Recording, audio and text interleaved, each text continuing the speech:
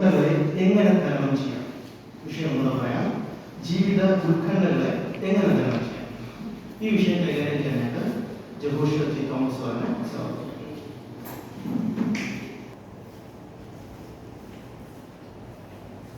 പ്രക്ഷുബ്ധമായ ഒരു സമുദ്രത്തിന്റെ നടുക്ക് അകപ്പെട്ട ഒരു വ്യക്തിയെ നമുക്കൊന്ന് വിഭാവനം ചെയ്യും.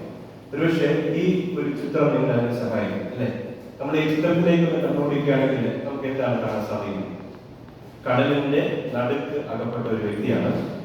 അദ്ദേഹത്തെ സംബന്ധിച്ചിടത്തോളം അദ്ദേഹത്തിന്റെ അവസ്ഥ എന്ന് പറയുന്നത് വളരെ നിസ്സഹായനായ ഒരു വ്യക്തിയാണ് നമ്മൾ കാണുന്നത് അല്ലെ?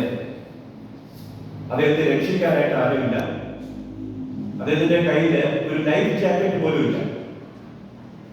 അദ്ദേഹത്തിന്റെ മുഖത്തേക്ക് നോക്കുകയാണെന്നുണ്ടെങ്കിൽ അദ്ദേഹത്തെ അലട്ടുന്ന ഉത്കണ്ഠകൾ നമുക്ക് അവിടെ കാണാൻ സാധിക്കും അല്ലെ? സൗരങ്ങളെ, നമുക്കൊരു നിമിഷം ഈ വ്യക്തിയുടെ സ്ഥാനത്ത് നമ്മളെ തന്നെ മാറ്റി വെക്കാനായിട്ട് സാധിക്കും. ഒരുപക്ഷെ നമ്മളാരും അക്ഷരീയമായി ഇതുപോലെ ഒരു കടലിന്റെ നടുക്ക് കിടന്നിട്ടുണ്ടാകില്ല അല്ലെ? ഒരുപക്ഷെ ഭാവിയിൽ എപ്പോഴെങ്കിലും നമ്മൾ ആരെങ്കിലും അക്ഷരീയമായി ഒരു കടലിന്റെ നടുക്ക് ഇതുപോലെ അകപ്പെടുന്നത് പറയാൻ സാധിക്കും? ഒരിക്കലും സാധിക്കില്ല. ചിലപ്പോൾ നടന്നേക്കാം. എങ്കിലും നമ്മളെല്ലാം ബാധിക്കുന്ന, ഇവിടെ ഇരിക്കുന്ന നിങ്ങളെയും എന്നെയും ഉൾപ്പെടെ ലോകത്തിലുള്ള സകല ആളുകളെയും ബാധിക്കുന്ന ഒരു സമുദ്രത്തെ കുറിച്ചാണ് നമ്മൾ ഈ പ്രസംഗത്തിലൂടെ ചിന്തിക്കാൻ പോകുന്നത്. ഏത് സമുദ്രമാണ്? ജീവിത പ്രശ്നങ്ങളാകുന്ന സമുദ്രം, ജീവിത പ്രശ്നങ്ങളാകുന്ന കടൽ. പലവിധമായ ജീവിത ഉത്കണ്ഠകൾ കാരണം അനേകം ആളുകൾ ഈ സമുദ്രത്തിൽ ഇന്ന് മുങ്ങി താഴ്ന്നുകൊണ്ടിരിക്കുകയാണ്. ഈ വ്യക്തിയെ സംബന്ധിച്ചിടത്തോളം, നമ്മൾ കണ്ട വ്യക്തിയെ സംബന്ധിച്ചിടത്തോളം അദ്ദേഹത്തിന് അകപ്പെടെ ചെയ്യാൻ സാധിക്കുന്ന എന്താണ്? അദ്ദേഹത്തിന്റെ കൈയും കാലും ഉപയോഗിച്ചുകൊണ്ട് നീന്തുക. പക്ഷെ എത്ര വിദഗ്ധനായ എക്സ്പേർട്ട് ആണെങ്കിലും ഒരു നിശ്ചിത സമയം കഴിഞ്ഞാൽ പിടിച്ചു നിൽക്കാൻ സാധിക്കില്ല. ക്രമേണ വെള്ളം കുടിക്കാനും ആ കടലിൽ മുങ്ങിത്താഴാനും സാധ്യതയുണ്ട് അല്ലെ? എന്ന് പറഞ്ഞതുപോലെ ലോകത്തിലെ ആളുകൾ ജീവിത പ്രശ്നങ്ങൾ കാരണം വീർപ്പ് മുട്ടി എന്ത് ചെയ്യുന്നു? പല ആളുകളും അവരുടെ ജീവിതം തന്നെ അവസാനിപ്പിക്കും. എന്ന് പറഞ്ഞാൽ ആത്മഹത്യ ചെയ്യുന്നു. സൗരങ്ങളെ, നിങ്ങൾ വിശ്വസിക്കില്ല, 2024 എത്ര പേരാണ് ലോകത്ത് ആത്മഹത്യ ചെയ്തത് എന്ന് നിങ്ങൾ ചിന്തിച്ചിട്ടുണ്ടോ? ഒരു കണക്ക് പറയുന്നതനുസരിച്ച് ഏതാണ്ട് 7,40,000 പേരാണ് 2024 ഒരു സർവേ അനുസരിച്ച്, ലോകത്തിൽ ഔദ്യോഗികമായ സർവേ അനുസരിച്ച് ആത്മഹത്യ ചെയ്തിരിക്കുന്നു. എന്ന് പറഞ്ഞാൽ ഓരോ 43 സെക്കൻഡിലും ഒരാൾ വീതം ലോകത്ത് ആത്മഹത്യ ചെയ്യും. അതിന്റെ കാരണം എന്താണ്? ജീവിത പ്രശ്നങ്ങളാണ്. കുടുംബ പ്രശ്നങ്ങൾ, ആരോഗ്യ പ്രശ്നങ്ങൾ, സാമ്പത്തിക പ്രശ്നങ്ങൾ, ഇതെല്ലാം വരുമ്പോൾ പിടിച്ചു നിൽക്കാൻ സാധിക്കാതെ പല ആളുകളും തങ്ങളുടെ ജീവിതം തന്നെ അവസാനിപ്പിക്കുന്നു. സ്വരങ്ങളെ, നമുക്ക് ഈ ഒരു സാഹചര്യത്തെ നേരിടുമ്പോൾ നമുക്ക് എന്തെങ്കിലും ആശ്വാസം ലഭിക്കുമോ? ലോകത്തിലെ ആളുകൾക്ക് മാത്രമല്ല, ഇവിടെ ഇരിക്കുന്ന നമ്മളെയും ഈ ജീവിത ഉത്കണ്ഠകൾ ബാധിച്ചേക്കാം അല്ലെ? ഈ ജീവിത ഉത്കണ്ഠകളിൽ നിന്ന് കരകയറാൻ എന്തെങ്കിലും സഹായം നമുക്ക് കിട്ടുമോ? നമുക്ക് ആദ്യം കണ്ട ആ ചിത്രത്തിലേക്ക് മടങ്ങി വരാം. ഈ വ്യക്തിക്ക് എന്തെങ്കിലും സഹായം കിട്ടിയിരുന്നെങ്കിൽ എന്ന് നമ്മൾ ആലോചിക്കണം അല്ലെ? അദ്ദേഹം കുറെ നേരമായിട്ട് അവിടെ നീന്തിക്കൊണ്ടിരിക്കുകയാണ്. ഇദ്ദേഹത്തെ ആരെങ്കിലും ഒന്ന് സഹായിച്ചിരുന്നെങ്കിൽ കൊള്ളാമായിരുന്നു എന്ന് നമുക്ക് തോന്നുന്നു. ആരെങ്കിലും ഇദ്ദേഹത്തെ സഹായിക്കുമോ? നമുക്ക് അടുത്തൊരു ചിത്രം കണ്ടു നോക്കാം. അടുത്ത ചിത്രത്തിലേക്ക് വരുമ്പോൾ നമ്മൾ കാണുന്നത് എന്താണ്? എന്തൊരു ആശ്വാസം അല്ലെ? അദ്ദേഹത്തെ രക്ഷിക്കാനായി ഒരാൾ അവിടെ എത്തിയിട്ടുണ്ട്. അദ്ദേഹത്തിന്റെ കൈവശം ഒരു ബോട്ടുണ്ട്. അദ്ദേഹം എന്ത് ചെയ്യുന്നു? തന്റെ കൈ കൊടുത്ത് ആ വ്യക്തിയെ ബോട്ടിലേക്ക് വലിച്ചു കയറ്റുന്നു. ഇത് കണ്ടപ്പോൾ എന്തെന്നില്ലാത്ത ഒരു ആശ്വാസം നമുക്ക് തോന്നുന്നു അല്ലെ? സൗരങ്ങളെ, ഇതുപോലെ ജീവിത ഉത്കണ്ഠകളാൽ, ജീവിത പ്രശ്നങ്ങളാൽ മുങ്ങിത്താഴ്ന്ന നമ്മളെ കൈ പിടിച്ചുയർത്തുവാൻ, നമ്മളെ സഹായിക്കാൻ ആരെങ്കിലും ഉണ്ടോ? ആരെങ്കിലും മുന്നോട്ട് വരുമോ?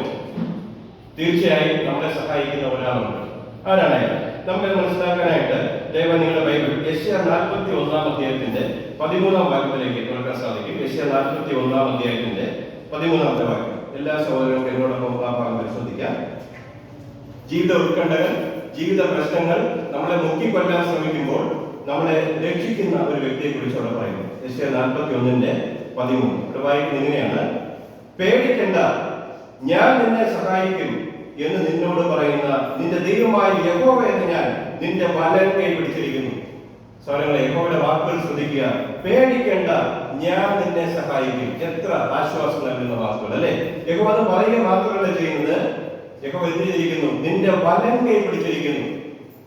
അതെ, പ്രശ്നങ്ങളാകുന്ന കടലിൽ മുങ്ങിത്താഴ്ന്ന നമ്മളെ കൈപിടിച്ചുയർത്തുന്ന നമ്മുടെ ദൈവമായ യഹോവ നമ്മളെ രക്ഷിക്കാൻ തയ്യാറാണ്, നമ്മളെ സഹായിക്കാൻ തയ്യാറാണ്. എന്തെല്ലാം ജീവിത ഉത്കണ്ഠകൾ വന്നാലും അതിൽ നിന്ന് രക്ഷിക്കാൻ യഹോവയ്ക്ക് സാധിക്കും. വാസ്തവത്തിൽ യഹോവയെ അങ്ങനെ രക്ഷിക്കാൻ പ്രേരിപ്പിക്കുന്ന എന്താണ്? എന്തുകൊണ്ടാണ് യഹോവ ഞാൻ നിങ്ങളെ സഹായിക്കും എന്ന് പറയുന്നത്? അത് മനസ്സിലാക്കാനായിട്ട് നമുക്ക് മറ്റൊരു ഭാഗം കൂടെ പരിശോധിക്കാം. 1 പത്രോസ് 5-ാം അധ്യായത്തിന്റെ 7-ാം വാക്യം. 1 പത്രോസ് 5-ാം അധ്യായം അതിന്റെ 7-ാം വാക്യത്തിലേക്ക് വരുമ്പോൾ യഹോവയെ അതിനെ പ്രേരിപ്പിക്കുന്ന എന്താണെന്ന് നമ്മൾ കാണും. അവിടെ വായിക്കുന്നത് ഇങ്ങനെയാണ്, എല്ലാ സഹോദരങ്ങളും എടുത്തെന്ന് പ്രതീക്ഷിക്കുന്നു. 1 പത്രോസ് 5:7 അവിടെ ഇങ്ങനെ വായിക്കുന്നു: ദൈവം നിങ്ങളെ കുറിച്ച് ചിന്തയുള്ളവനായതുകൊണ്ട് നിങ്ങളുടെ എല്ലാ ഉത്കണ്ഠകളും ദൈവത്തിന്റെ മേലിടുക. സഹോദരങ്ങളെ, നമ്മുടെ ദൈവമായ യഹോവ നമ്മളെ കുറിച്ച് ചിന്തയുള്ളവരാണ്. ഇവിടെ ഇരിക്കുന്ന നിങ്ങളും ഞാനും ഉൾപ്പെടെ നമ്മൾ ഓരോരുത്തരെയും യഹോവ വ്യക്തിപരമായി സ്നേഹിക്കുന്നു. നമ്മളെ ഓരോരുത്തരെ കുറിച്ചും യഹോവയ്ക്ക് ചിന്തയുണ്ടെന്ന് ഈ വാക്യം സൂചിപ്പിക്കുകയാണ് ചെയ്യുന്നത്. അപ്പൊ നമ്മളൊരു ആശയം മനസ്സിലാക്കി, എന്തെല്ലാം ജീവിത ഉത്കണ്ഠകൾ നമ്മളെ ബാധിച്ചാലും നമ്മുടെ ദൈവമായ യഹോവ നമ്മളെ സഹായിക്കുന്ന കാര്യത്തിൽ യാതൊരു സംശയമില്ല. എന്നാൽ നമ്മൾ മനസ്സിൽ പിടിക്കേണ്ട ഒരു കാര്യം, ഈ ജീവിത പ്രശ്നങ്ങളാകുന്ന കടലിന് ശാശ്വതമായ ഒരു പരിഹാരം ഇന്ന് കിട്ടുമോ? ഈ ജീവിത ഉത്കണ്ഠകളൊന്നും ഇല്ലാത്തൊരവസ്ഥ ഇന്ന് സാധ്യമാണോ? അത് സാധിക്കില്ല. കാരണം 1 യോഹന്നാൻ 5-ാം അധ്യായത്തിന്റെ 19-ാം വാക്യം പറയുന്നു, സർവ്വലോകവും ദുഷ്ടന്റെ അധീനതയിൽ കിടക്കുന്നു എന്ന് പറഞ്ഞാൽ പിശാചായ സാത്താനാണ് ഇന്ന് ഈ ലോകത്തെ ഭരിച്ചുകൊണ്ടിരിക്കുന്നത്. അതുകൊണ്ട് തന്നെ ജീവിത പ്രശ്നങ്ങൾക്ക് പരിപൂർണമായ ഒരു പരിഹാരം ഇന്ന് സാധ്യമല്ല. അതുകൊണ്ടാണ് യേശുക്രിസ്തു ഒരു പ്രാർത്ഥന പഠിപ്പിച്ചു, അല്ലെ?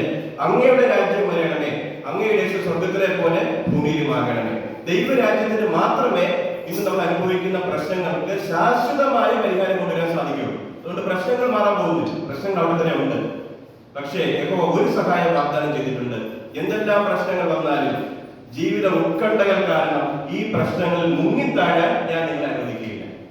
അപ്പൊ ജീവിത ഉത്കണ്ഠകളിൽ നിന്ന് യഹോവ നമ്മളെ ഇന്ന് രക്ഷിക്കുന്നു എന്ന് നമുക്ക് മനസ്സിലാക്കാൻ സാധിക്കും. ശരി, അങ്ങനെയാണെങ്കിൽ യഹോവ എന്തെല്ലാം സഹായങ്ങളാണ് നമുക്ക് തരുന്നത്? ഈ ജീവിത ഉത്കണ്ഠകൾ നമ്മളെ വരിഞ്ഞു കൊടുക്കുമ്പോൾ നമ്മളെ സഹായിക്കാൻ യഹോവ എങ്ങനെയാണ് ഇന്ന് എന്തെല്ലാം കാര്യങ്ങളാണ് ചെയ്തിരിക്കുന്നത്? അതാണ് അല്പസമയം നമ്മൾ ചിന്തിക്കാൻ പോകുന്നത്. 4 വിധങ്ങൾ നമ്മൾ ചിന്തിക്കാൻ പോവാണ്. യഹോവ നമ്മളെ സഹായിക്കുന്ന 4 വിധങ്ങൾ. ഈ 4 വിധങ്ങളെ കുറിച്ച് അറിഞ്ഞിരിക്കുന്നത് എന്തെല്ലാം ജീവിത പ്രശ്നങ്ങൾ വന്നാലും പിടിച്ചു നിൽക്കാൻ, മുങ്ങിപ്പോകാതിരിക്കാൻ അത് നമ്മളെ സഹായിക്കും. നമുക്ക് 1-ാമത്തെ വിധത്തിലേക്ക് വരാം. യഹോവ നമ്മളെ സഹായിക്കുന്ന 1-ാമത്തെ വിധം മനസ്സിലാക്കുന്നതിന് ദയവായി നിങ്ങളുടെ ബൈബിൾ ഫിലിപ്പിയർ 4-ാം അധ്യായത്തിന്റെ 6-7 വാക്യങ്ങളിലേക്ക് തുറക്കാം. ഫിലിപ്പിയർ 4-ാം അധ്യായത്തിന്റെ 6-7 വാക്യങ്ങൾ. എല്ലാ സഹോദരങ്ങൾക്കും എന്നോടൊപ്പം ആ ഭാഗം പരിശോധിക്കാൻ പ്രോത്സാഹിപ്പിക്കുന്നു.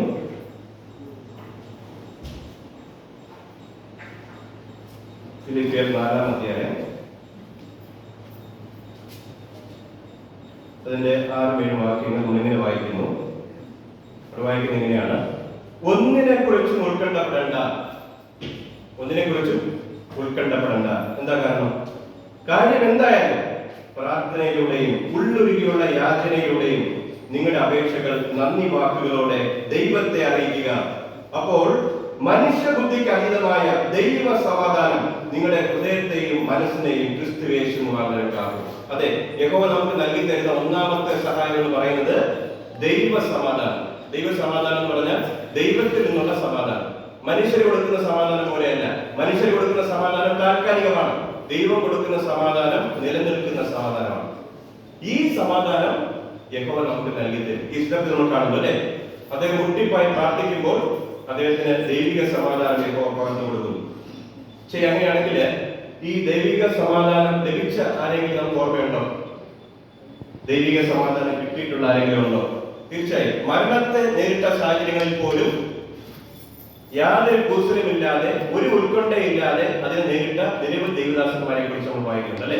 ഒരാളാണ് അപ്പോസ്തലനായ പത്രോസ്. അപ്പോസ്തലനായ പത്രോസിനെ അന്നത്തെ ഭരണാധികാരികൾ കൊല്ലാനായി പിടിച്ചു. അദ്ദേഹത്തെ ജയിലിൽ അടച്ചു. യഹോവയുടെ ദൂതൻ രാത്രിയിൽ എന്ത് ചെയ്തു? പത്രോസിനെ അത്ഭുതകരമായി ജയിലിൽ നിന്ന് വിടുവിച്ചു. ഈ വിടുവിച്ച സമയത്ത് പത്രോസ് എന്ത് ചെയ്യുകയായിരുന്നു? തിരുവഴുത്തിൽ പറയുന്നത് പടയാളികളുടെ നടുവിൽ എന്ത് ചെയ്യായിരുന്നു? ഉറങ്ങുകയായിരുന്നു. ഒന്ന് ആലോചിച്ച് നോക്കുക. ഏത് നിമിഷവും കൊല്ലപ്പെടാൻ സാധ്യതയുള്ള വ്യക്തിക്ക് എങ്ങനെയാണ് മനസ്സമാധാനത്തോടെ കിടന്ന് ഉറങ്ങാൻ സാധിക്കുന്നത്? അതാണ് ദൈവിക സമാധാനത്തിന്റെ പ്രത്യേകത. മറ്റൊരാളാണ് സ്റ്റെഫാനോസ്. സ്റ്റെഫാനോസിനെ കുറിച്ച് നമുക്കറിയാം. നമ്മൾ ചിത്രത്തിൽ കാണുന്നത് പോലെ സ്റ്റെഫാനോസിനെ അന്നത്തെ മത നേതാക്കന്മാർ കല്ലെറിഞ്ഞു കൊന്നു. പക്ഷേ കല്ലറയിൽ വന്നെങ്കിലും അദ്ദേഹത്തിന് ഒരു ഉത്കണ്ഠയും ഉണ്ടായിരുന്നില്ല. തിരുവചനം പറയുന്നത് അദ്ദേഹത്തിന്റെ മുഖം ഒരു ദൈവദൂതന്റെ മുഖം പോലെ ഇരുന്നു എന്ന് പറഞ്ഞാൽ അത്രയധികം പ്രശാന്തനായിരുന്നു, സമാധാനത്തിലായിരുന്നു. ഒരു ഉത്കണ്ഠയും അദ്ദേഹത്തിന് ഉണ്ടായിരുന്നില്ല. അതാണ് ദൈവിക സമാധാനം. ആധുനിക നാളുകളിലേക്ക് വരികയാണെങ്കിൽ നമുക്കറിയാം, നാസി ജർമ്മനിയിലൊക്കെ ഹിറ്റ്ലറിന്റെ കാലത്ത് ആയിരക്കണക്കിന് യഹോവയുടെ സാക്ഷികളെയാണ് കൊന്നുകളഞ്ഞത്, അല്ലെ? അതിന്റെ കാരണം എന്തായിരുന്നു? അവർ യുദ്ധത്തില് പങ്കെടുത്തില്ല. കൊന്നുകളഞ്ഞ പല ആളുകളും ചെറുപ്പക്കാരായിരുന്നു. 19-20 വയസ്സുള്ള ചെറുപ്പക്കാരെയാണ് തൂക്കിലേറ്റിയും വെടിവെച്ചും തല കണ്ടിച്ചും കൊന്നുകളഞ്ഞത്. ഒന്ന് ആലോചിച്ച് നോക്കുക. ഈ സഹോദരങ്ങൾ അവർ മരിക്കുന്നതിന്റെ തലേരാത്രി അവരുടെ വീടുകളിലേക്ക് കത്തുകൾ എഴുതുന്നു. ആ കത്തിൽ പല സഹോദരങ്ങളും പറഞ്ഞിരിക്കുന്നത്, എനിക്കിപ്പോ നല്ല സമാധാനമുണ്ട്, നമുക്ക് ദൈവരാജ്യത്തിൽ കാണാം. ഒരു പേടി അവർക്കുണ്ടായിരുന്നില്ല. പിന്നീട് ആ കത്തൊക്കെ കണ്ടെടുത്തു. അപ്പൊ മരണത്തെ മുഖാമുഖം കാണേണ്ട ഒരു സാഹചര്യം ഉണ്ടായിട്ട് പോലും അതിന് നേരിട്ട വിശ്വസ്തരായ സഹോദരി സഹോദരന്മാരെ നമ്മളിന്ന് കാണുന്നു. അതാണ് ദൈവം നൽകി കൊടുക്കുന്ന സമാധാനം, അഥവാ ദൈവിക സമാധാനം. ഈ ദൈവിക സമാധാനം നമുക്ക് കിട്ടിക്കഴിഞ്ഞാൽ ജീവിതത്തിൽ എന്തെല്ലാം പ്രശ്നങ്ങൾ വന്നാലും, എന്തെല്ലാം ഉത്കണ്ഠകൾ വന്നാലും നമ്മൾ പിടിച്ചു നിൽക്കും, നമ്മൾ ഭയന്ന് പിന്മാറുകയില്ല എന്നുള്ളതാണ്. അപ്പൊ ഈ ദൈവിക സമാധാനം നമുക്ക് എങ്ങനെ കിട്ടും? വെറുതെ ഇരുന്നാൽ കിട്ടുമോ? നമുക്ക് എല്ലാവരും വെറുതെ ഇരുന്ന തനിയെ ഈ ദൈവിക സമാധാനം തന്നുകൊണ്ടിരിക്കുമോ? ഒരിക്കലുമില്ല. വാക്യം പറയുന്നത് പോലെ നമ്മൾ ചെയ്യേണ്ട ചില കാര്യങ്ങളുണ്ട്. എന്താണ്? ഇവിടെ ഫിലിപ്പിയർ 4-ാം അധ്യായത്തിന്റെ 6-ാം വാക്യത്തിലേക്ക് വരുമ്പോൾ അവിടെ ഒരു കാര്യം പറയുന്നു. എന്താ കാര്യം? എന്തായാലും പ്രാർത്ഥനയിലൂടെയും. ഇപ്പൊ ദൈവിക സമാധാനം കിട്ടണമെന്നുണ്ടെങ്കിൽ നമ്മൾ എന്ത് ചെയ്യണം? നമ്മൾ ദൈവത്തോട് പ്രാർത്ഥിക്കണം. പ്രാർത്ഥന എന്ന് പറയുന്നത് എന്താണ്? ദൈവവുമായി നടത്തുന്ന ആശയവിനിമയം, ദൈവത്തോട് സംസാരിക്കുന്നതാണ് പ്രാർത്ഥന. വെറുതെ ഒരു പ്രാർത്ഥനയാണോ? എന്റെ അടുത്ത ഭാഗത്ത് പറയുന്നു, ഉള്ളുരുകിയുള്ള യാചന. ഉള്ളുരുകിയുള്ള യാചന. എന്താണ് ഉള്ളുരുകിയുള്ള യാചന എന്ന് പറയുന്നത്? നമ്മുടെ ഹൃദയത്തിലെ ചിന്തകളും വികാരങ്ങളും എല്ലാം നമ്മൾ എന്ത് ചെയ്യുന്നു? യഹോവയുടെ സന്നിധിയിൽ നമ്മൾ പകരുന്നു. ഈ സഹോദരം ചെയ്യുന്നത് ഉള്ളുരുകി. നമ്മൾ കൊട്ടുക എന്നൊക്കെ പറയും, അല്ലെ? നമ്മൾ ഈ സാധനങ്ങളൊക്കെ, ഈ പലവ്യഞ്ജന സാധനങ്ങളൊക്കെ കടയിൽ നിന്ന് വാങ്ങാറുണ്ട്, അല്ലെ? കടയിൽ നിന്ന് വാങ്ങുന്ന സമയത്ത് അവർ പേപ്പറിൽ പൊതിഞ്ഞായിരിക്കും തരുന്നത്. പഞ്ചസാര 1 കിലോ പേപ്പറിൽ പൊതിഞ്ഞു തരും, അല്ലെങ്കിൽ ചെറുപയർ പേപ്പറിൽ പൊതിഞ്ഞു തരും. വീട്ടിൽ കൊണ്ടുവന്ന് നമ്മൾ എന്ത് ചെയ്യും? ഒരു ടിന്നില് അല്ലെങ്കിൽ ഒരു ബോട്ടിലിൽ നമ്മൾ അതിനെ തട്ടും. ഒരു പേപ്പറിൽ ഒരു തട്ട് കൊടുക്കും, അല്ലെ? അപ്പൊ മൊത്തം അതിനകത്തേക്ക് പോകും, ബാക്കി ഒരു അംശവും ഉണ്ടായിരിക്കും. എന്ന് പറഞ്ഞതുപോലെ നമ്മുടെ ഉള്ളിലുള്ള ചിന്തകളും വികാരങ്ങളും പ്രയാസങ്ങളും എല്ലാം കണ്ണുനീരോടെ ദൈവസന്നിധിയിൽ പകരുന്നതിനെ, എപ്പോഴും മുമ്പാകെ പകരുന്നതിനെയാണ് അർത്ഥമാക്കുന്നത്. അതാണ് ഉള്ളൊരുക്കിയുള്ള പ്രാർത്ഥന. ഈ പ്രാർത്ഥന ചെയ്യുന്നവർക്ക് എന്ത് ലഭിക്കും? ദൈവിക സമാധാനം കിട്ടും. ഇനി അത് മാത്രമല്ല, ഇവിടെ പറഞ്ഞിരിക്കുന്ന മറ്റൊരു കാര്യം ശ്രദ്ധിച്ചോ? നന്ദി വാക്കുകളോടെ നിങ്ങളുടെ അപേക്ഷകൾ ദൈവത്തെ അറിയിക്കുക. നന്ദി വാക്കുകൾ എന്ന് പറഞ്ഞാൽ എന്താണ് അർത്ഥമാക്കുന്നത്? നമ്മുടെ ജീവിതത്തിൽ 10 കാര്യങ്ങളുണ്ടെന്ന് വിചാരിക്കുക. 9 കാര്യങ്ങൾ സ്മൂത്ത് ആയിട്ട് പോകുന്നു. ഒരു കാര്യം മാത്രമാണ് നമ്മൾ ഉൾപ്പെടുന്നത്. നമ്മൾ എന്ത് ചെയ്യണം? നമ്മുടെ ജീവിതത്തിൽ നടക്കുന്ന 10 കാര്യങ്ങളിൽ 9 കാര്യങ്ങളും നടന്നു കിട്ടിയതിനെ പ്രതി നമ്മൾ യഹോവയ്ക്ക് നന്ദി പറയണം. സഹോദരങ്ങളെ, നിങ്ങൾ അങ്ങനെ ചെയ്യുന്നുണ്ടോ? കഴിഞ്ഞ കാലങ്ങളിൽ യഹോവ നിങ്ങളെ സഹായിച്ചിരിക്കുന്ന വിധങ്ങൾ നിങ്ങൾ ആലോചിച്ച് നോക്കിയിട്ടുണ്ടോ? ചില സഹോദരങ്ങൾ എന്തെന്ന് പറഞ്ഞു കഴിഞ്ഞാൽ അവരെ എഴുതി വെക്കും പുസ്തകത്തിൽ. കഴിഞ്ഞ കാലങ്ങളിൽ യഹോവ എന്നെ എങ്ങനെയൊക്കെ സഹായിച്ചിരിക്കുന്നു എന്ന് എഴുതി വെക്കും, മറന്നു പോകാതിരിക്കാൻ. പിന്നീട് അവര് പ്രാർത്ഥനയിൽ അത് എടുത്തു പറയും. അപ്പൊ അങ്ങനെ നന്ദി വാക്കുകളോടെ ഉള്ളൊരുക്കി നമ്മൾ യഹോവയോട് പ്രാർത്ഥിച്ചാൽ ദൈവം നമുക്ക് എന്ത് നൽകും? സകല ബുദ്ധിയും കവിയുന്ന ദൈവ സമാധാനം നമുക്ക് നൽകി തരും. എത്ര വലിയൊരു അനുഗ്രഹമാണ്, അല്ലെ? ഇനി നമ്മൾ ഈ വാക്യത്തിലേക്ക് വരികയാണെന്നുണ്ടെങ്കിൽ നമ്മൾ കാണുന്ന മറ്റൊരു പദപ്രയോഗം, കാര്യം എന്തായാലും എന്ന് പറയുന്നത്. കാര്യം എന്തായാലും നിങ്ങൾ എന്ത് ചെയ്യുക? യഹോവയുടെ മുമ്പിൽ പറയുക. ഈ കാര്യം എന്തായാലും എന്ന് പറഞ്ഞാൽ എന്തായിരിക്കും അർത്ഥം? എന്ന് പറഞ്ഞാൽ നിസ്സാരമെന്ന് നമ്മൾ ചിന്തിക്കുന്ന കാര്യങ്ങളെ പോലും നമ്മൾ എന്ത് ചെയ്യണം? യഹോവയോട് പറയേണ്ടതായിട്ടുണ്ട്. നമ്മൾ പലപ്പോഴും ഉത്കണ്ഠപ്പെടുത്തുന്ന വലിയ കാര്യങ്ങളെ കുറിച്ച് മാത്രമായിരിക്കും ചിന്തിക്കുന്നത്. ചെറിയ ചെറിയ കാര്യങ്ങൾ ചിലപ്പോൾ നമ്മൾ വീഴ്ചയേക്കാം. ഈ കാലിനടിയിലെ മണ്ണ് ഒലിച്ചു പോകുന്നത് പോലെ നിസ്സാരമെന്ന് ചിന്തിക്കുന്ന ചില കാര്യങ്ങൾക്ക് നമ്മൾ മറിച്ചിടാൻ സാധിക്കും. അങ്ങനെ സാധിക്കും എന്നുള്ളതിന് തെളിവാണ് നമ്മൾ ചിത്രത്തിൽ കാണുന്ന ഈ മരം. ഇതുപോലെയുള്ള ഒരു മരത്തെ കുറിച്ചാണ് നമ്മൾ ചിന്തിക്കാൻ പോകുന്നത്. ഏതാണ്ട് 400 വർഷം മുമ്പ് ജീവിച്ചിരുന്ന ഒരു മരമാണ്. 1600-കളിലൊക്കെ ഉണ്ടായിരുന്ന മരമാണ്. അതിന്റെ ചിത്രമൊന്നുമില്ല, ഇതൊരു സാമ്പിൾ ആയിട്ടുള്ള ഒരു ചിത്രമാണ്. വളരെ ഭീമാകാരമായ ഒരു മരമാണ്. അമേരിക്കയിലെ കൊളറാഡോയിലെ ലോങ് സ്പീച്ച് പർവ്വത നിരകളിൽ കാണപ്പെട്ട ഒരു മരമാണ്. 400 വർഷമാണ് ആ മരം ജീവിച്ചിരുന്നത്. വ്യത്യസ്തമായ അനേകം കാലാവസ്ഥകളിലൂടെ കടന്നുപോയി. ഭൂകമ്പങ്ങളുണ്ടായി, പേമാരി ഉണ്ടായി, കൊടുങ്കാറ്റുണ്ടായി, ഇടിമിന്നലുണ്ടായി. മരം വീണില്ല, കടപൊഴുകിയില്ല. ഏതാണ്ട് 18 പ്രാവശ്യം ഈ മരത്തിൽ ഇടിമിന്നൽ അടിച്ച് ഒന്നും സംഭവിച്ചില്ല. 400 വർഷം ജീവിച്ചു. പക്ഷേ ഒരു സുപ്രഭാതത്തിൽ ആളുകൾ പോയി നോക്കിയപ്പോൾ കണ്ടത് ഈ മരം ഒടിഞ്ഞു കിടന്നു. പക്ഷേ അതെന്ത് കാര്യം? ഇത്രയും വലിയൊരു മരം ഇത്രയും വർഷം ജീവിച്ചിരുന്നു. ഇന്ന് മഴയില്ല, വെയിലുമില്ല, പേമാരിയില്ല, ഇടിമിന്നലും ഇല്ല, മരം ഒടിഞ്ഞിടും. അപ്പൊ എന്ത് ചെയ്തു? ഗവേഷകർ പോയി റിസർച്ച് നടത്തി. അപ്പൊ അവർ കണ്ടുപിടിച്ചൊരു കാര്യം, ഈ മരത്തിന്റെ അടിയിലൂടെ ഇത്ര മാത്രം വലിപ്പമുള്ള വണ്ടുകൾ എന്ത് ചെയ്തു? ആക്രമിച്ചിരിക്കുന്നു, തുരന്നു കയറി ഈ മരത്തിന്റെ ആന്തരിക ഭാഗങ്ങളെല്ലാം നശിപ്പിച്ചു. അതാണ് ഈ മരം ഒടിഞ്ഞു വീഴാനുള്ള കാരണം. ഇതാരും ശ്രദ്ധിച്ചില്ല. നമുക്ക് എന്ത് പഠിക്കാൻ സാധിക്കും? ശ്രദ്ധിച്ചില്ലെങ്കിൽ ഇതുപോലെ നിസ്സാരമെന്ന് നമ്മൾ ചിന്തിക്കുന്ന കാര്യങ്ങൾക്ക് പോലും നമ്മളെ തള്ളിയിടാൻ സാധിക്കും. നമ്മൾ ചിലപ്പോൾ വലിയ കാര്യങ്ങൾക്ക് പിന്നാലെ പോകും, ഉത്കണ്ഠപ്പെട്ടുകൊണ്ടിരിക്കും. പക്ഷെ നമ്മളെ വീഴിക്കുന്നത് നിസ്സാര കാര്യങ്ങളായിരിക്കും. അപ്പോൾ നമ്മൾ എന്ത് ചെയ്യണം? നിസ്സാര കാര്യങ്ങൾ പോലും നമ്മൾ എന്ത് ചെയ്യണം? യഹോവയോട് നമ്മൾ പറയണം. അപ്പൊ അങ്ങനെ ചെയ്യുമ്പോൾ ദൈവം നമുക്ക് ആവശ്യമായ സംരക്ഷണം നൽകും, ആവശ്യമായ മനസ്സമാധാനം നൽകി കൊടുക്കും എന്നതിൽ യാതൊരു സംശയമില്ല. ഇനി നമ്മൾ ചെയ്യേണ്ട മറ്റൊരു കാര്യം എന്താണ്? സങ്കീർത്തനം 55:22 പറയുന്നു, നിന്റെ ഭാരം യഹോവയുടെ മേലിടുക. അപ്പൊ നമ്മള് ദൈവത്തോട് പ്രാർത്ഥിക്കുമ്പോൾ നമ്മൾ എന്ത് ചെയ്യാണ്? നമ്മുടെ ഭാരങ്ങൾ എടുത്തിടുകയാണ്. ഒരിക്കൽ ഇട്ട് കഴിഞ്ഞാൽ പിന്നെ നമ്മളെ കുറിച്ച് ചിന്തിക്കാൻ പാടില്ല. ഇത് മനസ്സിലാക്കാനായിട്ട് നമ്മൾ ഇങ്ങനെ ചിന്തിക്കാം. ഈ നടക്കാൻ പഠിക്കുന്ന കുട്ടികളുണ്ട് അല്ലെ, 4-5 വയസ്സൊക്കെ പ്രായമുള്ള കുട്ടികൾ നമ്മുടെ സഭയിലുണ്ട്. ഇവർക്ക് നടക്കാൻ വളരെ ഇഷ്ടമാണ്. നമുക്ക് എങ്ങനെ ചിന്തിക്കാം? ഒരു ദൂരയാത്ര പോവുകയാണ്, ഒരു അച്ഛനും മകളും കൂടെ ദൂരയാത്ര പോകുന്ന ഒരു സാഹചര്യം ചിന്തിക്കാം. കുറച്ചു ദൂരെ അങ്ങനെ നടന്നു പോകുന്ന സമയത്ത് മകൾക്ക് ആദ്യമൊക്കെ ഇൻട്രസ്റ്റ് ആയിരുന്നു. കുറച്ച് കഴിഞ്ഞപ്പോൾ കാല് വേദനിക്കാൻ തുടങ്ങി. ഉടനെ അച്ഛനെ നോക്കും അല്ലെ. അച്ഛനെ ഉടനെ എന്ത് ചെയ്യും? ആ മകളെ എടുക്കും, തന്റെ തോളിൽ എടുത്തുകൊണ്ട് നടക്കും. പിന്നെ നടക്കുന്ന ആരാണ്? പിന്നെ നടക്കുന്ന അച്ഛനാണ്. മകള് നടക്കുന്നില്ല, എത്തേണ്ട സ്ഥലത്ത് എത്തുകയും ചെയ്യും. പക്ഷെ അല്പദൂരം നടന്നപ്പോ ഈ മകള് പറയുകയാണ്, ഇനി ഇറക്കി വിടണമെന്ന് പറഞ്ഞാലോ വീണ്ടും നടക്കുന്നത് മകളാണ്. വീണ്ടും മകളുടെ മുട്ടിന് വേദന എടുക്കും അല്ലെ. എന്ന് പറഞ്ഞതുപോലെ ഒരിക്കൽ നമ്മൾ യഹോവയെ നമ്മുടെ ഭാരം ഇട്ട് കഴിഞ്ഞാൽ അതിന്റെ അർത്ഥം യഹോവയെ നമ്മളെ എടുക്കാൻ നമ്മൾ അനുവദിക്കുകയാണ്. യഹോവ നമ്മളെ എടുത്തുകൊണ്ട് നടക്കുകയാണ്. പക്ഷെ യഹോവ എടുത്തുകൊണ്ട് നടക്കുമ്പോൾ നമ്മൾ അവിടെ ഇരുന്നുകൊണ്ട് ആലോചിക്കുകയാണ്. വീണ്ടും അതേ ഉത്കണ്ഠയെ കുറിച്ച് ചിന്തിക്കുകയാണെങ്കിലും അതിന്റെ അർത്ഥം എന്താണ്? നമ്മൾ യഹോവയോട് പറയുകയാണ്, എന്നെ ഇറക്കി വിട്, ഞാൻ തന്നെ എന്റെ ഭാരം എടുക്കാം എന്നുള്ളതാണ് അല്ലെ. അപ്പൊ ഇതുപോലെ ആയിരിക്കണം എന്ന് പറഞ്ഞാൽ യഹോവയിൽ സമ്പൂർണ്ണമായ വിശ്വാസം ഉണ്ടെങ്കിൽ ഒരു ഭാരം, ഒരു ഉത്കണ്ഠ നമ്മൾ യഹോവയിൽ ഇട്ട് കഴിഞ്ഞാൽ പിന്നെ ആ ഉത്കണ്ഠയെ കുറിച്ച് നമ്മൾ ചിന്തിക്കാനേ പാടില്ല എന്നുള്ളതാണ്. അപ്പൊ അങ്ങനെയാണെങ്കിൽ മാത്രമേ ഈ ദൈവിക സമാധാനത്തിന്റെ പ്രയോജനങ്ങൾ നമുക്ക് ആസ്വദിക്കാനായിട്ട് സാധിക്കുള്ളൂ. ഒരു സമയം നമ്മൾ കണ്ടു, ദൈവം നമ്മളെ സഹായിക്കുന്ന ഒരുവിധം ദൈവിക സമാധാനം നൽകിക്കൊണ്ടാണ്.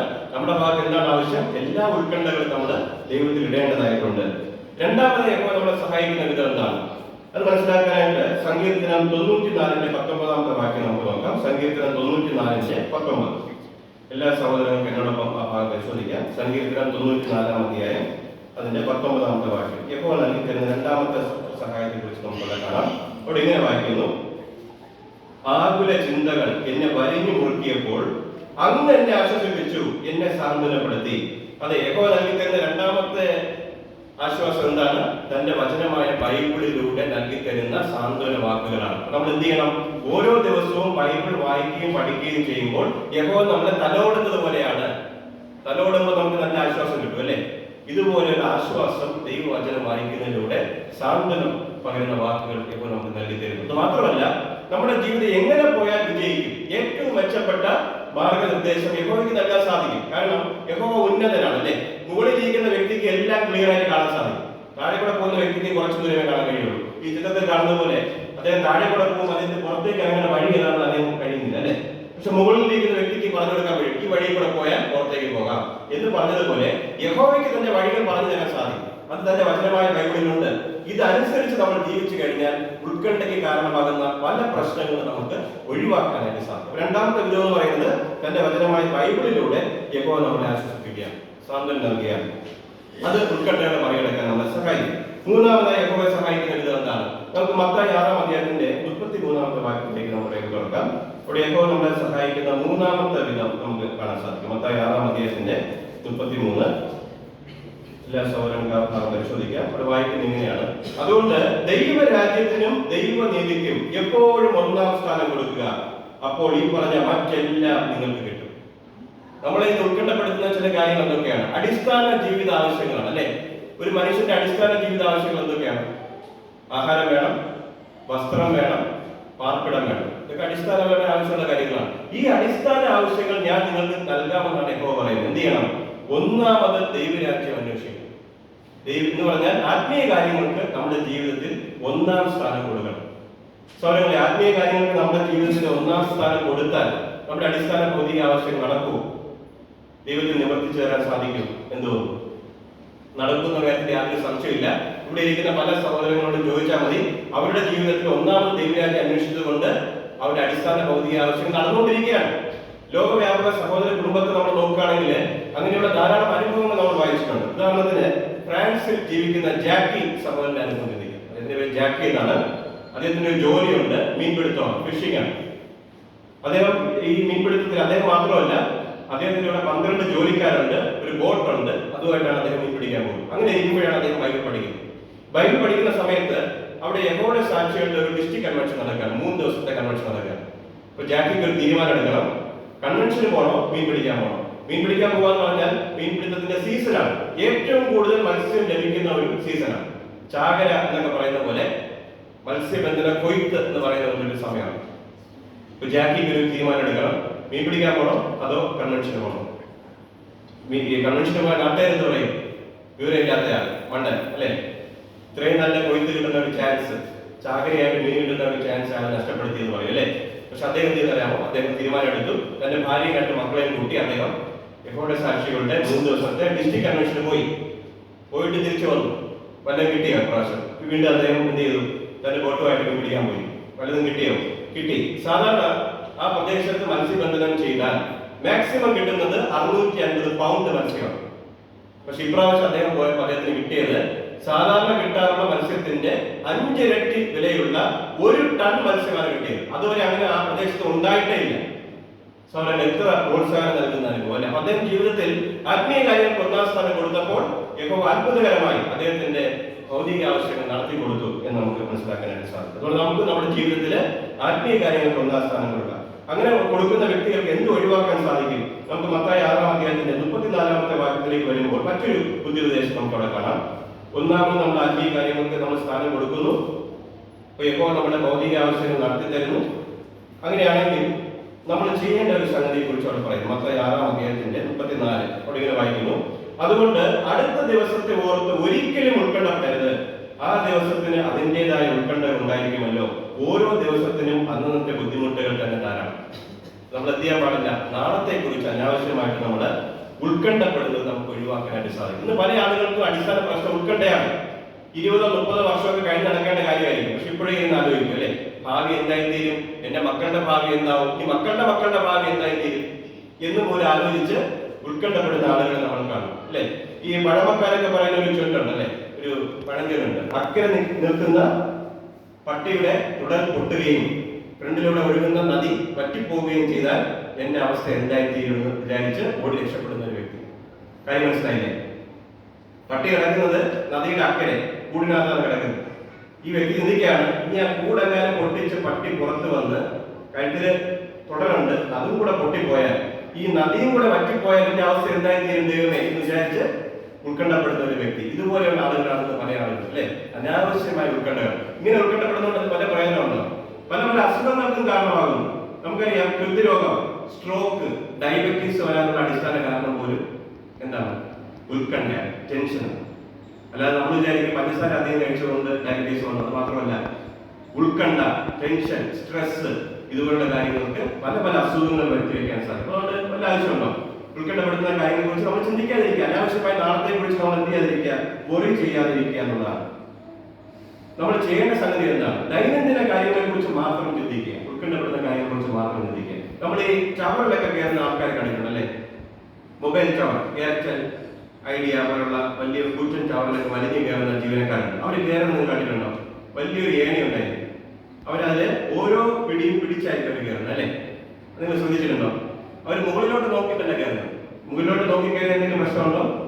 ഓ, ഇത്ര ദൂരം കയറണമല്ലോ എന്നൊരു ചിന്ത വരും. ചില മുകളിലോട്ട് നോക്കി കയറുമ്പോൾ കൈ വിട്ടു പോകാനും സാധ്യതയുണ്ട്. താഴേക്ക് നോക്കി കയറിയാൽ കുഴപ്പമുണ്ടോ? കുറച്ച് കയറുന്നതോറും താഴെ നോക്കുമ്പോൾ തല കറങ്ങി താഴെ വീഴാനും സാധ്യതയുണ്ട് അല്ലെ? അപ്പൊ അവരെന്ത് ചെയ്യും? അവർ ഓരോ പിടിയും മാത്രം കയ്യിലായിരിക്കും അവർ നോക്കുന്നത്, ആ പിടിയിൽ മാത്രം പിടിച്ചു കയറും അല്ലെ?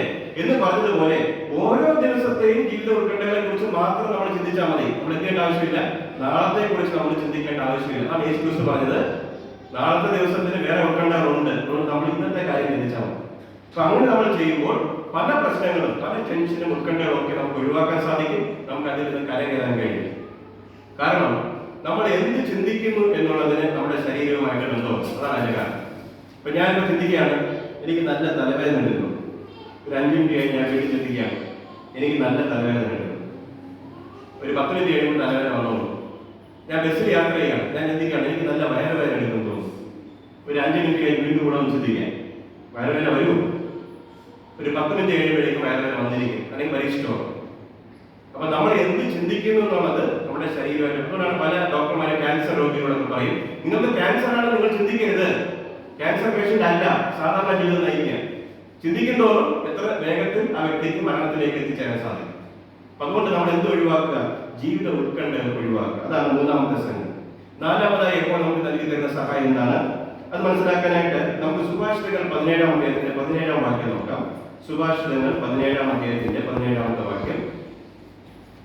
അവിടെ യഹോവ നൽകി തരുന്ന നാലാമത്തെ സഹായം കാണുന്നു. ഇവിടെ വായിക്കുന്നത് ഇങ്ങനെയാണ്: യഥാർത്ഥ സ്നേഹിതൻ എല്ലാ കാലത്തും സ്നേഹിക്കുന്നു, കഷ്ടതകളുടെ സമയത്ത് അവനൊരു കൂടപ്പിറപ്പായി ചെയ്യുന്നു. അപ്പൊ യഥാർത്ഥ സ്നേഹിതൻ നമുക്കൊരു ആശ്വാസം അല്ലെ. ഈ യഥാർത്ഥ സ്നേഹിതൻ നമുക്ക് എവിടെ കിട്ടും? സഭയിലേക്ക് വരുമ്പോൾ നമുക്ക് കണ്ടെത്താൻ കഴിയും, നമ്മുടെ അടുത്തൊക്കെ ഉണ്ട്. അപ്പൊ നമുക്ക് എന്ത് ചെയ്യാം? നമ്മുടെ സഭയിലുള്ള നമ്മുടെ സഹോദരങ്ങളുമായിട്ട് അടുത്ത ബന്ധത്തിലേക്ക് വരാം. മീറ്റിംഗ് കഴിഞ്ഞ ഉടനെ വിട്ടുപോകാതെ നമുക്ക് എന്ത് ചെയ്യാം?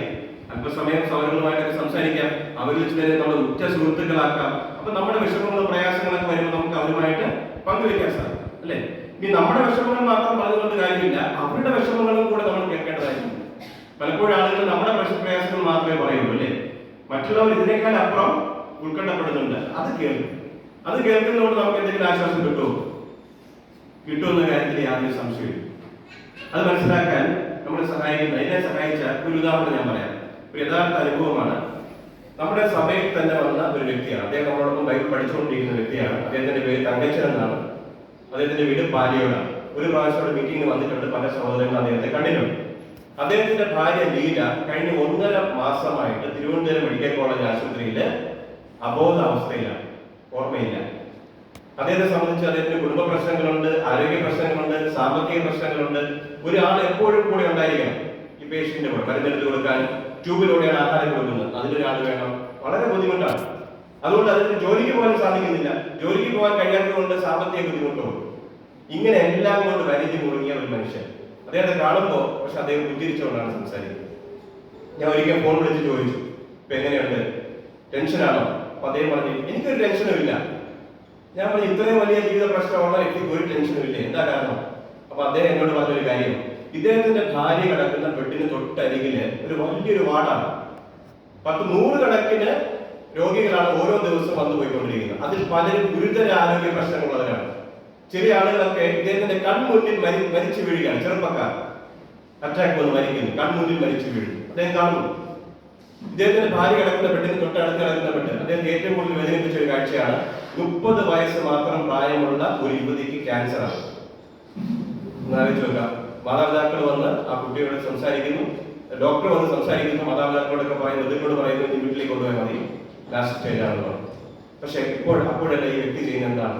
ഈ തങ്കച്ചൻ ചെയ്യുന്ന കാര്യം, ഇദ്ദേഹം അവരുടെ അടുക്കിലേക്ക് പോകും, അവരെ ആശ്വസിപ്പിക്കും, അവരുടെ പ്രയാസങ്ങൾ കേൾക്കും, അവരോട് പറയും, ഞാൻ നിങ്ങൾക്ക് വേണ്ടി പ്രാർത്ഥിക്കാം എന്ന് പറയും. ഇപ്പൊ അദ്ദേഹം തിരക്കുള്ളത്, അദ്ദേഹത്തിന്റെ കാര്യം, ഭാര്യയുടെ 1.5 മാസമായിട്ട് അബോധാവസ്ഥയിൽ കിടക്കുകയാണ്.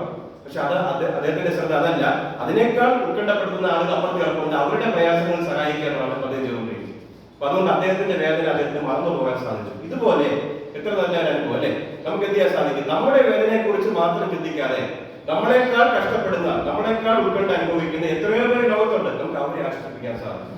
അപ്പൊ അങ്ങനെ ചെയ്യുമ്പോൾ നമുക്ക് ഉത്കണ്ഠകളെ മറികടക്കാൻ തീർച്ചയായും യഹോവ നമ്മളെ സഹായിക്കുന്ന കാര്യത്തിൽ യാതൊരു സംശയമില്ല. അപ്പൊ 4 കാര്യങ്ങൾ നമ്മൾ കണ്ടു അല്ലെ. ഉത്കണ്ഠകളെ മറികടക്കാനുള്ള 4 കാര്യം. ഒന്നാമത്തെ കാര്യം, ദൈവിക സമാധാനത്തിനായി പ്രാർത്ഥിക്കുക. 2, ദിവസവും ബൈബിൾ വായിക്കുക. അപ്പൊ യഹോവ നമ്മളെ തലോടുന്നത് നമുക്ക് അനുഭവിച്ചറിയാൻ സാധിക്കും. 3, ദൈവരാജ്യത്തിന്, ആത്മീയ കാര്യങ്ങൾക്ക് എപ്പോഴും ജീവിതത്തിൽ 1-ാം സ്ഥാനം കൊടുക്കുക. 4-മതായി സഹവിശ്വാസികളെ പ്രോത്സാഹിപ്പിക്കുക, ഉത്കണ്ഠപ്പെടുന്ന മറ്റുള്ളവരെ ആശ്വസിപ്പിക്കുക. അപ്പൊ നമുക്ക് ആശ്വാസം ലഭിക്കും. എത്ര മികച്ച പ്രോത്സാഹനമാണ് നമുക്ക് കിട്ടിയത് അല്ലേ? അതുകൊണ്ട് നമുക്ക് എല്ലായ്പ്പോഴും യഹോവയുടെ ആ ഉറപ്പിൽ നമുക്ക് വിശ്വസിക്കാൻ കഴിയും. ഏത് ഉറപ്പ്? എബ്രായർ 13-ാം അധ്യായത്തിന്റെ 5-ാം വാക്യത്തിൽ യഹോവ പറയുന്നു, ഞാൻ നിന്നെ ഒരിക്കലും ഉപേക്ഷിക്കില്ല, ഞാൻ നിന്നെ ഒരിക്കലും കൈവിടില്ല എന്ന് പറയുന്ന നമ്മുടെ ദൈവമായ യഹോവയെ നമുക്ക് ആശ്രയിക്കാം. നമുക്ക് അവസാനമായി യഹോവ നൽകുന്ന പ്രോത്സാഹനം വായിച്ചുകൊണ്ട് നമ്മുടെ ഈ പ്രസംഗം ഉപസംഹരിക്കാം. യെശയ്യാ 41-ാം അധ്യായത്തിന്റെ 10-ാം വാക്യത്തിലേക്ക് വരുമ്പോൾ യഹോവ നൽകുന്ന ആ പ്രോത്സാഹനം നമുക്കവിടെ വായിക്കാം. ഇവിടെ യഹോവ പറയുന്നു, പേടിക്കേണ്ട, ഞാൻ നിന്റെ കൂടെയുണ്ട്. ഭയപ്പെടേണ്ട, ഞാനല്ലേ നിന്റെ ദൈവം. ഞാൻ നിന്നെ ശക്തീകരിക്കും, നിന്നെ സഹായിക്കും. എന്റെ നീതിയുള്ള വലം കൈ കൊണ്ട് ഞാൻ നിന്നെ മുറുകെ പിടിക്കും. അതേ സഹോദരങ്ങളെ, നമ്മളെ സഹായിക്കുന്ന, നമ്മളെ ശക്തീകരിക്കുന്ന, തന്റെ നീതിയുള്ള വലം കൈ കൊണ്ട് നമ്മളെ ചുമന്നുകൊണ്ട് നടക്കുന്ന നമ്മുടെ ദൈവമായ യഹോവയെ നമുക്ക് ആശ്രയിക്കാം. അങ്ങനെ ആശ്രയിക്കുമ്പോൾ എന്തെല്ലാം ജീവിത പ്രശ്നങ്ങൾ വന്നാലും, ഒരുപക്ഷെ നാളെ നമ്മൾ മരിക്കേണ്ട ഒരു സാഹചര്യം വന്നാലും നമ്മൾ ഉത്കണ്ഠപ്പെടില്ല. എല്ലാത്തരം ഉത്കണ്ഠകളെയും നമുക്ക് സന്തോഷത്തോടെ അതിജീവിക്കാം. അതുകൊണ്ട് നമ്മുടെ ദൈവമായ യഹോവയെ നമുക്ക് അടിയുറച്ച് വിശ്വസിക്കാം. യഹോവ നൽകുന്ന ഉപദേശങ്ങൾക്ക് നല്ല ശ്രദ്ധ കൊടുക്കാം. തീർച്ചയായും നമ്മുടെ ജീവിതം സന്തോഷഭരിതമായിരിക്കും.